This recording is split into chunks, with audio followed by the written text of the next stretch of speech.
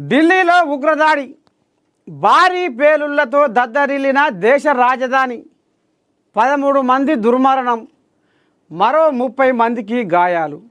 దేశవ్యాప్తంగా high alert. Hyderabad సహా ప్రధాన నగరాలను అలర్ట్ చేసిన కేంద్రం. సంఘటనపై ప్రధాని మోదీ దిగ్భ్రాంతి. హోంమంత్రి అమిత్ షాకు ఫోను.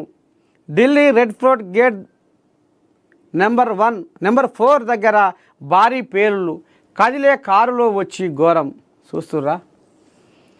దేశ రాజధాని ఢిల్లీలోని ఎర్రకోట దగ్గర సోమవారం సాయంత్రము పేలుడు దద్దరిల్లింది. ఈ బాంబు పేలుడులో ఇప్పటి వరకు 13 మంది మృతి చెందగా 24 మందికి తీవ్ర గాయాలయ్యాయి. తీవ్రంగా గాయపడిన వారందరినీ ఎల్ఎన్జేపీ ఆసుపత్రికి తరలించారు.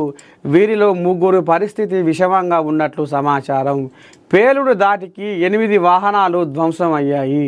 మృతుల సంఖ్య పెరిగే అవకాశం ఉన్నట్లు సమాచారం. ఎర్రకోట సమీపంలో నిలిపి ఉంచిన ఓ స్విఫ్ట్ కారులో పేలుడు సంభవించింది. మానవత్వం వనెతే